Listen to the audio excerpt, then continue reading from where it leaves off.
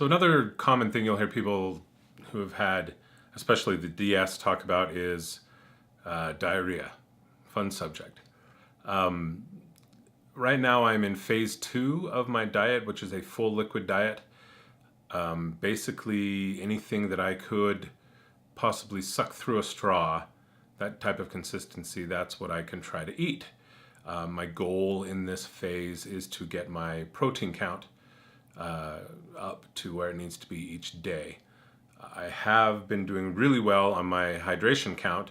Ever since day 5, I've either met or exceeded my 64 ounces a day goal. With the protein, that's been a little harder because there's not a lot of things that fit into that full liquid diet that'll give you protein. There are some, and I'm finding them, and I actually found this right here. I don't know if you can see that. I found this at Costco. It's from a brand called Ready Nutrition, and it's basically protein water. It's water with protein added in and some electrolytes. No added sugar. The sweetening comes from actual fruit that's in there, and the protein that's in this is 100% whey isolate, which is the good stuff. And actually, I was prepared for this to taste like crap. I tried it for the first time today, and it tastes really good. Granted, a bottle this size, which is about 17 ounces, takes me quite a while to get down, but when I do, I get an extra 15 grams of protein to add to my number. So people with DS have a shorter common channel in their small intestine. Because of that smaller common channel, a lot of DS patients, if not all, have experienced problems with diarrhea. So my story today, I moved to phase 2, and I was looking for cool things that I could eat or drink, as the case may be. And I found this organic tomato soup. It was from a Pacific brand, and it was like a roasted red pepper tomato soup. And damn, it was good. It was so good. I only had 3 ounces, 2 ounces, whatever it was, and it was so good. And a few hours later, it was shooting out of me like nobody's business. It was really bad, and it was really my first experience since getting the surgery of having really bad, like that prolonged amount of time diarrhea. I had a little bit earlier, but this was foul. So foul that word deserves 2 syllables. It was foul. I courtesy flushed that crap like 5 times in the whole process, and could not escape the horrid smell.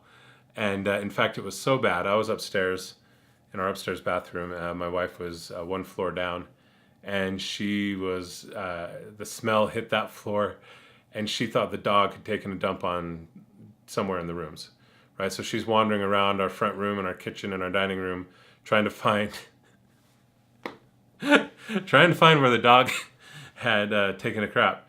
But I had to tell her a little later, nope, it was all me. That's right, ladies. The line forms to the left. But what are you gonna do? I looked back at the package, looked at the ingredients, and of course it has milk in it. And that's what it was. Most people I've talked to or read their comments on forum boards and all of that kind of stuff, after having the duodenal switch surgery, they all, become some level of lactose intolerant. But anyway, there's my poop story. Every DSer has to have a poop story. One more thing, RPoo8, which, ironically appropriate name for our previous subject, had asked me in the comments of one of my previous videos, who did my duodenal switch surgery? That answer actually leads me into a few things I've been wanting to talk about.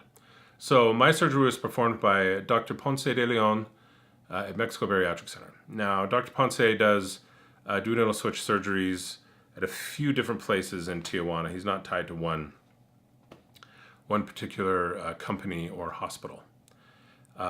He was great, first of all.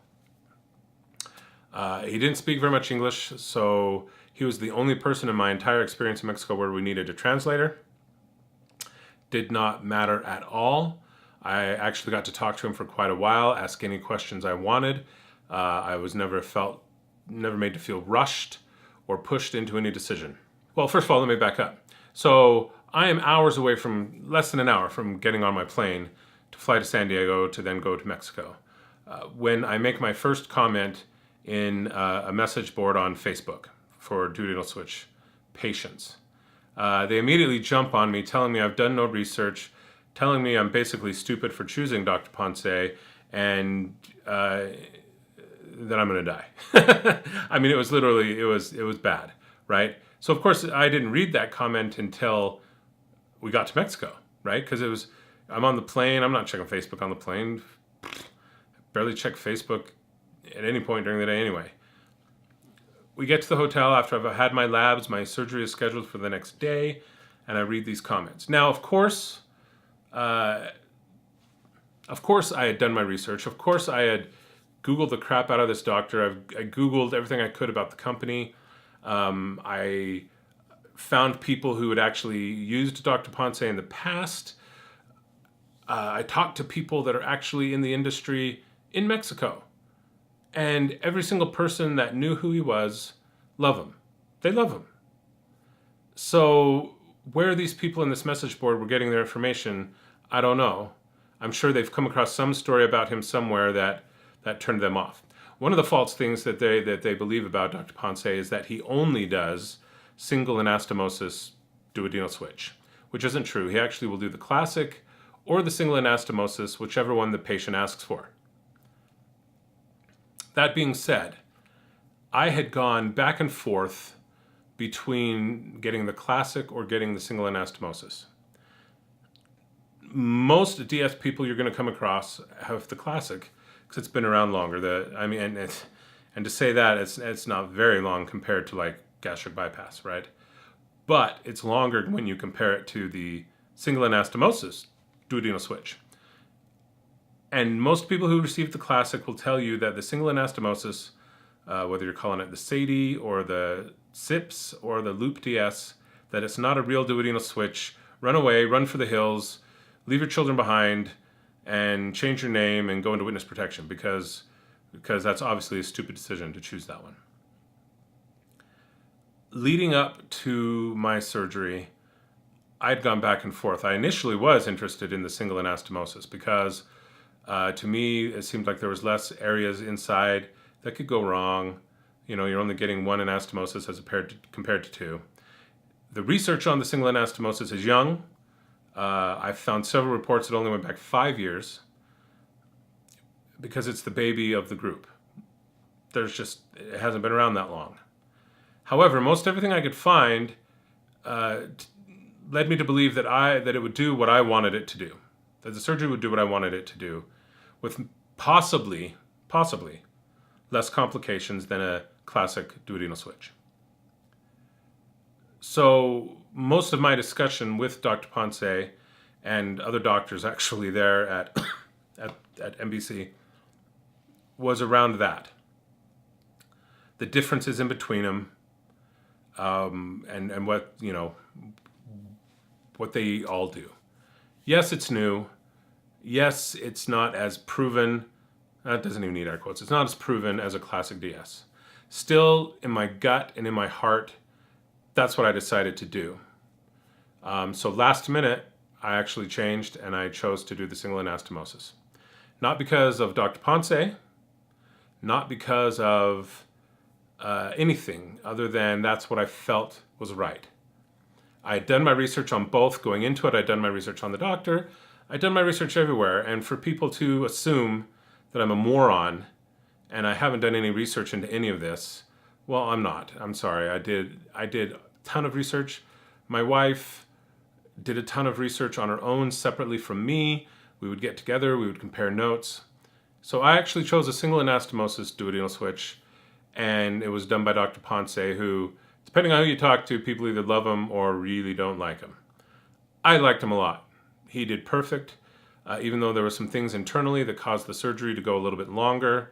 I've had 0 complications since then, And you really can't judge a doctor by the complications, because the odds are someone along the line, no matter how damn good the surgeon is going to have a problem, is going to have some sort of complication. That's the way it is. Now, I won't ever suggest anyone do one DS over another, or to even get a DS over a sleeve or a gastric bypass. That's everyone's individual decision. And in fact, I've never seen a doctor ever push anybody in one direction or another. And maybe I've been lucky with the people I talked to in this whole experience leading up to actually getting the surgery. But they will give you all the information and then let you make that decision. A good doctor will. And that's what Dr. Ponce did. And I have no complaints about Dr. Ponce at all. I have no complaints about getting a single anastomosis duodenal switch. Just to wrap things up, week 2 has been awesome. I do not regret my decision or any part of my decision at all. Yes, I'm a little bit more in the dark, say, than a classic DS patient because there's fewer people that have had this particular operation. Our nutritional needs are going to be slightly different than a classic DS, but still, those classic DS folks that have had their surgery, they're who I'm listening to, along with other people who've had the single anastomosis, because the classic DS people, they're going to be closer to my experience than any of the other weight loss surgeries. So if you're thinking about having this done, do your research.